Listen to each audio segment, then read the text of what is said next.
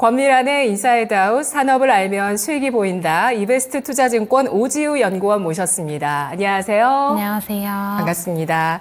실적 시즌 전후에 좀 자주 뵙게 되는 우리 오 연구원님. 오늘 어떤 주제인지 보도록 하겠습니다. 보시죠. 음식료 화장품 1분기 점검 피처링 불닭 밸류업 올리브영. 네, 이렇게 세 가지 키워드를 저희가 한번 꼽아봤는데요. 먼저 좀 질문 드릴게요. 라면 수출이 2월에 또 사상 최고치 경신을 했습니다. 수치 좀 알아볼까요? 네. 사실 라면 수출 관련해서는 이제 작년에 너무 숫자가 좋았기 때문에 올해 연초부터 이게 계속 될 수 있을 거냐 없을 거냐에 대한 얘기가 정말 많았었습니다. 사실은 우려가 조금 더 컸었다고 보셔도 될 것 같은데 왜냐하면 작년에 이제 1분기부터 4분기까지 매분기 역대 최대치를 경신을 했고요. 연간으로는 이제 24%나 이제 고성장을 달성을 했었습니다. 근데 올해 들어서도 이 흐름이 끝나지 않는 모습을 보여주고 있어요. 우선 1월달 숫자는 전년 대비로는 39%, 전월 대비로는 12% 성장을 했고요. 2월달에는 전년비로는 31%, 전월비로는 8%나 성장을 하면서 여전히 YOY, MOM으로도 성장을 가져가고 있다고 보시면 될 것 같고요. 어떤 국가가 좀 더 좋았는지 궁금하실 것 같은데 아무래도 네. 미국의 성장세가 가장 두드러졌습니다. 지금 미국 같은 경우에는 한국의 라면 수출에서 국가별 비중으로는 2등을 중국 다음으로 이제 차지를 하고 있고요. 1월 달에 전년 대비 124%, 그리고 전월 대비 20%나 성장을 하는 모습을 보여줬고요. 2월 달에는 YOY로 150%, MOM으로는 67% 고성장하는 모습을 보여주고 있습니다. 네, 이 전체 라면 수출이 2월에 전월 대비해서는 좀 탄력이 둔화됐는데 미국은 더 높아졌네요. 맞습니다. 이제 네. 미국에서 이제 인플레이션이 심해지고 하면서 라면 카테고리 자체가 좀 인기를 얻고 있는 것 같고요. 그 중심에는 이제 불닭이 있다고 봐주시면 될 것 같습니다. 불닭볶음면을 네, 물가 때문에 불닭볶음면. 먹는다고요? 그렇죠. 왜냐면 이제 그런 요리 같은 거를 식당 같은 데 가가지고 뭐 불닭 볶음면 같은 걸 먹으려면은 뭐 음식 가격도 비싸고 팁까지 하면 요즘에 외식 물가가 뭐 3만 원은 훌쩍 넘잖아요. 근데 이거를 이제 라면으로 사가지고 먹게 되면 훨씬 더 가격대가 저렴해지기 때문에 뭐 불닭이나 뭐 신라면이나 이런 것들이 잘 팔리고 있습니다. 네, 저도 얼마 전에 뭐 김밥 헤븐, 네, 김밥 땡땡 여기서 이제 김밥을 제가 시켰어요. 근데 네. 네, 집에 가져가려고 2개 시켰는데 10,000원 나오더라고요. 네, 비싸죠. 정말 비싸고 미국은 네. 팁까지 주려니까 얼마나 더 비싸겠습니까? 근데 이런 맞습니다. 좀 어떤 물가와 경기에 대한 부담감들 이런 것들로 역시 라면이 원래 불황주거든요. 맞습니다. 예, 미국에서 이렇게 큰 인기를 얻고 있고 또 문화적으로도 한국의 음식 문화가 미국에 잘 전파되고 있다는 것들을 확인할 수 있습니다. 라면 수출 가운데 삼양식품이 눈에 띈다고요? 현황 짚어주시죠. 삼양식품이 눈에 띌 수밖에 없는 게 한국에 이제 비슷한 경쟁 업체라고 하면은 이제 농심과 오뚜기 정도가 있을 텐데요. 이 두 업체들은 현지에 공장을 많이 가지고 있습니다. 예를 들면 뭐 중국에도 있고 미국, 베트남 이런 곳에 현지 공장을 운영을 하는데 삼양식품 같은 경우에는 이제 모든 물량을 국내 공장에서 생산을 하고요. 수출하는 방식으로 이제 해외 진출을 한다고 보시면 됩니다. 그래서 한국의 라면 수출액 전체 중에서 한 60% 가까이가 이제 삼양의 수출로 잡히고 삼양식품 기준으로는 이제 해외 비중이 70%가 넘어가고 있는 상태까지 된다라고 보시면 될 것 같고, 그래서 저희가 실적을 추정을 할 때 삼양식품의 본사와 생산 공장이 위치한 곳들의 수출액을 이제 합산을 해서 환율을 곱해주는 식으로 이제 추정을 할 수가 있는데요. 우선 본사가 이제 서울시 성북구에 위치를 하고 있고요. 생산 공장은 이제 강원도 원주랑 익산 그리고 밀양 이렇게 세 군데에 위치를 하고 있습니다. 그래서 아까 2월 달에 제가 최대치라고 말씀을 드린 것도 이 삼양식품의 역할이 굉장히 컸다고 말씀을 드릴 수가 있겠고, 사실 달러화로 봤을 때는 네. 전년 11월 달 숫자가 가장 최대치이긴 했어요. 2월은 그거에는 조금 못 미치긴 했는데 환율이 그때보다 조금 올라가지고 이제 2월 달은 최대치라고 보시면 될 것 같아요. 네, 그렇군요. 아, 그렇습니다. 지금 원달러 환율이 그 1340원 선 부근에서 저항을 받긴 하지만 이쪽이 연고점 부근이거든요. 네. 예, 이 선까지 계속 좀 도전하는 모습을 최근에 금리 조정과 함께 그러니까 뭐 스위스라든지 그리고 유럽 쪽의 금리 인하 가능성 이런 것들이 달러화에 영향을 크게 주는 화폐 가치다 보니까 이쪽이 좀 약세를 보이면서 달러화가 강세를 보이고 원화까지 또 약세를 보이는 모습인데요.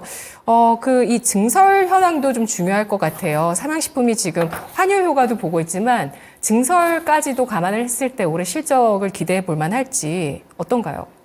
이렇게 수출액이 되게 빨리 늘고 있기 때문에 이런 네. 수요에 좀 대응을 하기 위해서 증설 발표를 했고요. 지금 밀양 1공장 바로 옆에 밀양 2공장 부지가 있는데 거기에 이제 증설을 진행을 하고 있고 지난 3월 6일 날에 이제 착공식을 진행을 했고요. 완공 예정 시점은 내년 5월 정도로 지금 추정을 하고 있습니다. 그래서 이제 1공장과 똑같이 5개 라인이 지금 들어가게 되는데요.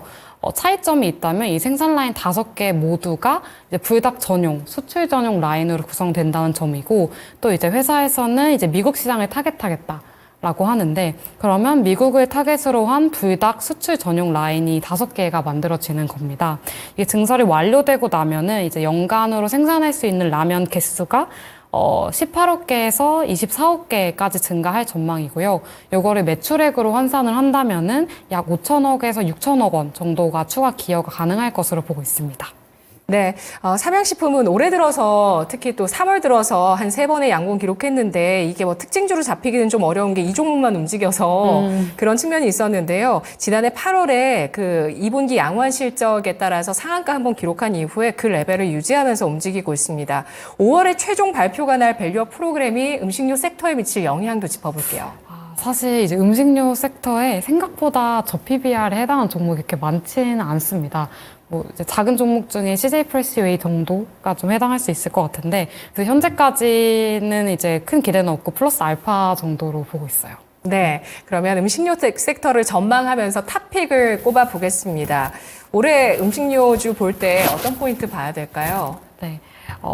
제가 말씀드린 거에서 느껴지셨겠지만은 이제 아무래도 삼양식품을 탑픽으로 제시를 드리고 있고요. 이제 음식료 섹터를 보실 때는 굉장히 간단하게 이제 PQC 3가지 논리를 보시면 될 것 같은데, P 가격부터 설명을 드리면은 올해는 P 모멘텀이 예상되는 업체들이 많지가 않습니다. 왜냐하면 이제 작년 6월 달쯤에 이제 라면 가격을 인하를 했잖아요. 이제 그 이후부터는 이제 B2C 가공식품에 대한 가격 인상은 좀 어려워진 상황이라고 보셔야 될 것 같고, 또 워낙 코로나 기간 동안에 2, 3년 동안 가격 인상이 너무 많이 되었기 때문에 올해는 추가적인 가격 인상은 좀 어렵다고 보셔야 될 것 같아요.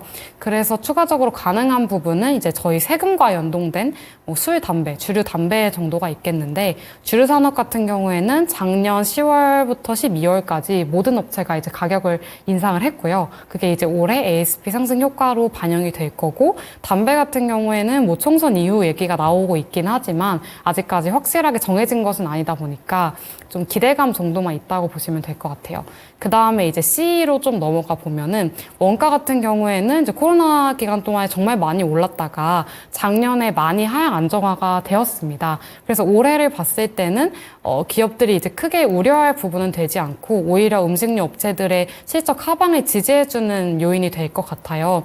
하지만 이 마진 스프레드 확장 논리가 이제 워낙 오랫동안 기대했던 것이기도 하고 이게 단일한 요인만으로는 주가의 모멘텀이 되기는 조금 어렵지 않을까 생각을 하고 있고요. 그래서 아무래도 이제 Q를 기대를 하게 되는데 이 Q 확장 측면에서는 라면이 가장 대세라고 보고 있고 그 중에서도 이제 수출 모멘텀이 있는 삼양식품을 가장 이제 기대를 하고 있는 것이고요. 또 내년에 말씀드렸던 것처럼 증설까지 예정이 되어 있기 때문에 매출액이 연간으로 2023년부터 1조, 1.5조 그리고 2조까지 탑라인 레벨 자체가 성장을 하게 됩니다. 초입 단계이기 때문에 이제 Q 성장 기대할 수 있다는 점에서 삼양식품을 탑픽으로 추천드리겠습니다. 네. 이번 물가 상승기에 특히 소비 시장이 큰 미국 쪽에 공략이 잘 된 삼양식품에 대해서 음식료의 성장주라고 작년 연말쯤에 또 분석을 내셨었어요. 그때 27만 원 목표 주가 상향하면서 내주셨는데요. 참고해서 지켜보도록 하겠습니다. 다음은 화장품주 보도록 할 텐데요. 수출 다변화를 이뤄냈습니다. 중국 리스크 극복한 것일까요? 아, 네. 지금 열심히 극복해 나가고 있다고 보고 있고요. 우선 화장품 같은 경우에는 앞서 말씀드린 뭐 라면이나 음식료 쪽과는 조금 다르게 매출처가 더 다양하기 때문에 수출 데이터만으로 실적을 추정하기는 조금 어려워요. 근데 그래도 이제 참고 지표가 될 수는 있겠는데 현재 지금 중국 말고 다른 시장에서는 수출 데이터가 다 매우 좋은 상황입니다. 그래서 대표 국가로는 이제 미국과 일본이 있고 동남아, 유럽도 최근에 큰 성장을 보여주고 있어요. 그래서 데이터로 조금 말씀을 드리면은 2월 달에 화장품 수출액은 YOY로 이제 10%라는 성장률을 보였고요. 1월 달 대비로는 이제 영업 일수 감소로 인해서 13% 정도 MOM으로 이제 감소를 했습니다. 2월 달 기준으로 봤을 때 한국 화장품 수출 중에서 중국의 비중은 25%로 축소가 되었는데요. 과거에는 중국에 대한 의존도가 50% 이상을 차지한 적도 있었기 때문에 네. 거의 반이 줄어들어서 이거는 굉장히 큰 변화라고 보실 수가 있겠고, 미국 같은 경우에는 점유율 16%, 일본은 11%, 그리고 아세안 국가들, 뭐 베트남이나 이런 국가들 합쳐서 15%까지 올라오면서 점점 이제 국가가 다변화되는 모습을 보실 수가 있겠고, 물론 아직까지는 중국 비중이 1등이긴 하지만 미국이나 일본 같은 화장품 대국에서의 성장이 좀 두드러진다는 점에서 확실히 다변화가 잘 되고 있다고 판단을 하고 있습니다. 네, 그렇습니다. 미국, 일본뿐 아니라 동남아와 유럽까지 우리 화장품의 경쟁력이 입증이 되고 있습니다. 특히 지난 시간에 저희 방송에 출연해 주셨을 때 인디 브랜드 강조를 많이 해주셨잖아요. 현재로도 우리나라의 인디 브랜드 ODM까지 글로벌 경쟁력이 충분하다 이렇게 판단을 해주셨는데요. 지난번에 뵀을 때는 그 뵙기 전에 코스메카 코리아가 실적 나오고 상한가 기록하고 쭉 갔잖아요. 네. 뭐 화장품주 다 끌고 갔다가 최근 들어서 화장품주가 좀 하락하긴 했지만 주가상으로 좀 눈에 띄는 혹시 뭐 실적 관련해서 그런 화장품주 있으셨나요? 인디 브랜드 요즘 뭐가 잘 나가죠? 요즘엔 역시 작년과 똑같이 클리오, 아이패밀리 SC, VT 요거 세 개를 인디 브랜드 종목 중에서는 보고 있고, 지금 화장품 업체들 주가가 실적이 좋은 거에 비해서는 사실 연초부터 그렇게 좋지는 않았다고 생각을 하는데, 네. 그게 제가 생각했을 때는 뭔가 하나가 확 두드러지는 그런 게 없어서 그랬던 것 같아요. 이제 실적상으로 보면은 모든 업체들이 올해 연간 영업이익 기준으로 최소 30%에서 50%까지, 그러니까 LG생활건강과 아모레퍼시픽을 제외하면 그렇게 성장을 하는데, 다 이제 같은 논리인 거죠. 작년과 똑같이 이제 인디 브랜드의 성장, 뭐 올리브영이나 글로벌로의 확장 이런 것들이 계속 유지가 되다 보니까 뭔가 하나가 확 튀는 종목은 없었던 것 같아요. 그렇지만 오히려 이렇게 1분기나 2분기 실적 시즌이 다가올수록 실적이 잘 나올 업체들이나 섹터에 대해서 관심도가 높아질 텐데, 그게 저는 올해 이제 화장품이 될 수 있다고 생각하고 아무래도 실적 모멘텀을 받을 수 있는 기업이 되지 않을까 생각을 합니다. 네, 아이패밀리 SC는 지난 2021년에 상장됐고 사상 최고가 지금 기록하고 네. 있습니다. 상승 추세. 이 기업이 아마 그 배우 최실아 씨 남편 네, 맞습니다. 네, 김태욱 씨가 대표로 계신 기업이죠. 원래 탤런트 출신이셨나요? 네. 그랬는데 사업가로 성공적으로 변신을 하셨네요. CJ 올리브영이 대기업과 글로벌 명품을 누르고 4조 클럽을 눈앞에 두고 있다고 합니다. 어떤 내용인가요? 아무래도 올리브영이 제가 지난 방송 때도 말씀드렸던 것처럼 네. 신생 인디 브랜드들이 처음 시장으로 진입하는 그런 창구가 되어주고 있습니다. 이제 전국의 매장도 뭐 1,300개 가량 있고, 워낙 오프라인에서 좀 높은 지배력을 차지하고 있다 보니까 이런 인디 브랜드들이 과거에는 뭐 백화점 같은 곳에 진입하는 게 목표였다면은 최근에는 이제 올리브영에 들어갔다 하면은 뭔가 공신력을 인정받은 느낌이거든요. 그런 역할을 조금 해주고 있고, 현재 올리브영 내에서 상위 브랜드를 조금 보시면은 아까 말씀드렸던 클리오 롬앤이 우선 1등, 2등을 차지를 하고 있고요. 예. 기초 쪽에서는 뭐 라운드랩이나 넘버즈인, 닥터지, 메디힐, 토리든 같은 브랜드들이 작년에 굉장히 좋은 성과를 달성하면서 이제 상위 고객에 이제 이름을 올렸습니다. 올리브영 같은 경우에는 이제 매달 타겟 카테고리를 선정을 하는데요. 이거를 바탕으로 새로운 브랜드들이 올라올 수 있는 그런 경로가 된다고 보시면 될 것 같은데, 그 타겟 카테고리 선정할 때 뭐 이제 기초처럼 크게 하는 게 아니고, 예를 들면 뭐 수분 세럼, 아니면은 클렌징 오일 이런 식으로 굉장히 세부적인 카테고리를 선정을 하고요. 이때 이제 아무래도 많이 가보셔서 아시겠지만은 새로운 브랜드들이 하나둘씩 등장을 많이 하는 모습을 나타내고 있어요. 이런 게 이제 오프라인 매장에도 반영이 되고 온라인 몰에도 이제 크게 배너가 걸리다 보니까 소비자들이 새로운 브랜드를 좀 많이 알게 되는 그런 계기가 되지 않나 생각이 들고, 올해도 아마도 특장점 있는 신규 브랜드들이 이런 경로를 바탕으로 성장할 것으로 보고 있습니다. 네, 아까 말씀해주신 로맨 같은 경우 아이패밀리 SC 브랜드고요. 클리오, 라운드랩, 넘버즈인, 닥터지, 메디힐, 토리 등 이런 브랜드들이 있다고 하네요. 이 중에 상장사는 아까 말씀하신 그 두 기업 맞습니다. 예, 그렇군요. LG 생활건강과 아모레퍼시픽 최근에 움직임 주목되고 있는데요. 이들 대장주가 올리브 영의 그 우리나라 뷰티업계 매출 1위를 내줬고, 그런 가운데 LG 생활건강은 실적이 이제 개선될 것이다. 턴어라운드에 대한 전망이 나오면서 최근 주가 움직임 긍정적으로 전개가 되고 있는데, 아모레퍼시픽은 좀 무겁습니다. 대장주들이 엇갈리게 될까요?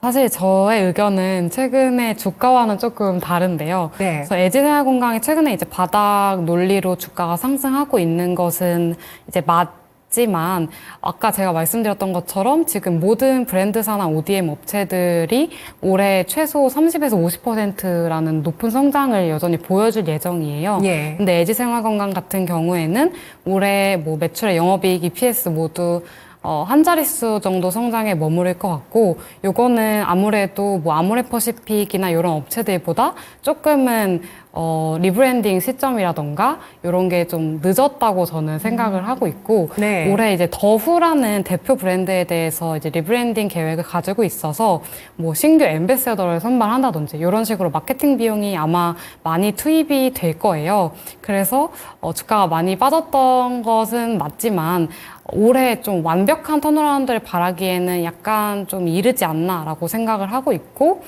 이 리브랜딩 성과가 되게 좋다면 이제 내년에 미국과 중국에서 좀 턴어라운드를 보여줄 수 있지 않을까 그렇게 예상을 합니다. 그리고 아모레퍼시픽 같은 경우에는 이제 코스알엑스 기대감으로 주가가 올랐다가 지금은 완전히 이제 되돌림이고 더 오히려 지금 빠지고 있는데, 아무래도 시장에서 기대했던 것보다는 이제 중국 BEP 달성 시점이 계속해서 늦어지고 있다는 게 좀 가장 큰 아쉬운 점인 것 같고, 현재 한 4분기 정도에 이제 BEP 달성할 것으로 예상을 하고 있는데, 요게 좀 잘 돼서 시점이 빨라진다면은 주가는 조금 더 좋게 작용할 수 있을 것으로 보고 있습니다. 네, 그렇군요. 워낙 경쟁 상대가 많아졌습니다. 예전 같으면은 뭐 글로벌 브랜드라든지 명품 브랜드, 백화점 브랜드 인기가 많았지만 인디 브랜드 워낙 잘 만들고요. 여기에 의료기기도 홈케어 기기가 잘 나와서 이것도 역시 경쟁 상대고, 또 저는 개인적으로 바이오 기업이 만드는 화장품 좋아합니다. 제약 바이오 기업의 줄기세포 화장품이라든지 아니면 뭐 그런 동국제약인가요? 예, 네네. 그런 여러 화장품들, 이미 메가히트한 화장품들 네. 많이 있어서 그쪽도 좀 커버를 하셔야 되는 거 아닐까라는 생각이 들 정도로 그런 쪽에 화장품 경쟁력이 있는데요. 체크가 필요한 화장품주 개별 이슈는 뭐가 있을까요? 아무래도 뭐 최근에 실적 발표를 했던 코스맥스가 좀 질문이 많아가지고 예. 이쪽 얘기를 해드리면 좋을 것 같은데, 코스맥스를 마지막으로 이제 4분기 화장품주들 실적 발표가 좀 마무리가 됐고요. 이번에 맥스는 좀 보수적인 회계 처리 때문에 일회성 비용이 좀 많이 발생을 했어요. 그래서 4분기 연결로 다 합쳤을 때는 165억 원 정도 일회성 비용이 굉장히 크게 반영이 되었는데요. 여기 해당하는 걸로는 뭐 중국의 매출태권 대송 충당금도 있고, 이번에 이센이라고 이제 상장도 된 기업인데요. 여기 JV 관련해서 지분법 손실이 잡힌 것도 있고요. 미국 쪽에 이제 2022년도 4분기에 오하이오 법인을 청산을 시키면서 관련해서 재고 손실 충당금도 발생했습니다. 이 중에서 올해 확실하게 없어질 거라고 보는 거는 이제 미국 법인 쪽 재고 충당금 이슈이고요. 아무래도 이 오하이오 쪽 재고 이슈가 작년 연중으로 매분기 좀 반영이 되었기 때문에 이제 1년이 지난 올해부터는 좀 반영이 되지 않을 것이라고 예상이 되는데, 나머지 일회성 비용에 대해서는 조금 더 지켜봐야 될 것 같습니다. 그래서 올해 뭐 코스맥스도 마찬가지인데 모든 화장품 업체들이 탑라인 성장에 대한 걱정이나 이슈는 거의 많이 없는 것 같아요. 그런데 이렇게 일회성 비용이 좀 있으면서 영업이익이나 순이익단에 좀 타격이 있을 수 있기 때문에 어디서 비용을 좀 잘 관리하는지 이런 거를 좀 보시면 좋을 것 같습니다. 네. 그 말씀은 결국에 화장품에 대한 어떤 뭐 성장세는 유지가 되지만 비용 같은 경우가 관리가 잘 안 됐을 때는 실적이 예상보다 부진할 수 있는 네. 어닝 미스가 날 수 있는 가능성도 있는 기업들이 있다라는 말씀이신데요. 코스맥스는 아까 글로벌 경쟁력이 있다고 말씀해 주신 ODM 쪽이거든요. 그러면 4분기 실적 부진은 일회성이라고 판단하고 네. 실적이 완전히 뭐 1분기부터 바로 개선되진 않더라도 중장기적으로 바라봤을 때 이렇게 실적이 좀 부진하다는 얘기가 나올 때 투자하는 거는 어떤가요? 저는 굉장히 좋다고 생각하고 우선 ODM 산업 자체를 지금 되게 좋게 보고 있는 게 네. 그동안도 말씀드렸던 것처럼 구조적인 성장이거든요. 이제 글로벌적으로 화장품 ODM 업체를 봤을 때 애초에 코스맥스랑 한국콜마가 전 세계에서도 1등, 2등이고 딱 이 산업을 하기 좋은 국가인 것 같아요, 한국이. 기술력도 있고 어느 정도 이제 비용도 뭐 미국이나 이런 곳들에 비해서는 조금 적당하게 유지를 시킬 수 있는 그런 좋은 산업이라고 생각을 하고 있고 코스맥스 같은 경우에도 이제 4분기는 워낙 모든 섹터에서 일회성이 좀 많은 분기이기도 하고요. 올해 같은 경우에는 아까 말씀드린 그 이센 JV 그게 이제 중국의 연결로 잡히게 되면서 이 부분이 또 실적 모멘텀이 될 수도 있을 것 같고 또 미국도 창사 이래로 처음으로 흑자 전환이 예상이 되고 있거든요. 그 다음에 이제 한국법인 같은 경우에도 뭐 일본 쪽 수출이나 아니면 한국 올리브영 인디 브랜드나 이런 것들 수주를 받으면서 뭐 별도 법인 성장 좋을 것으로 예상이 되고 있어서 올해 좋은 실적 예상을 하고 있고 이렇게 주가가 좀 많이 눌려 있을 때 들어가기에는 너무 좋은 종목이라고 생각을 합니다. 네. 특히 미국 쪽은 흑자 전환이군요. 네, 올해 처음으로요. 네, 원래 공장이 2개가 있었는데 그 네. 오하이오 아까 제가 말씀드린 청산한 법인이 이제 빠지면서 작년에 그 적자를 많이 줄였고요. 올해는 처음으로 BEP 달성할 수 있을 것으로 예상합니다. 네. 아직은 아마 1분기 실적 전망 리포트는 안 나온 상태이신 것 같아요. 네. 근데도 또 출연해 주셔서 감사하고요. 바쁘실 텐데 화장품 섹터 올해 전망 부탁드리면서 탑픽 체크해 보도록 하겠습니다. 네. 제가 지금 맥스 얘기를 많이 하긴 했는데 사실 탑픽은 한국콜마를 말씀을 드리고 있고요. 네. 앞서 말씀드렸던 것처럼 이제 글로벌 2등 화장품 ODM 기업이고 조금 더 실적의 안정성이 있다고 보고 있는 게 이 회사가 가지고 있는 자회사가 이제 2가지가 있는데 하나가 HK 이노엔이라는 이제 제약 바이오 기업이고 두 번째가 이제 연우라는 화장품 용기 업체입니다. 근데 이 두 기업이 올해 이익이 굉장히 좋아질 예정이에요. 우선 HK 이노엔 같은 경우에는 그 로열티율 K캡 관련해서 로열티율이 변경되면서 올해 이익이 정말 못해도 영업이익이 연간 1,000억 정도는 기록할 수 있을 것을 예상을 하고 있고 그다음에 연우 같은 경우에는 원래 상장된 업체였는데 이번에 상장 폐지시켰거든요. 2월 달에. 네. 네, 상장 폐지가 되면서 이제 네. 완전 자회사, 100% 자회사가 되었고요.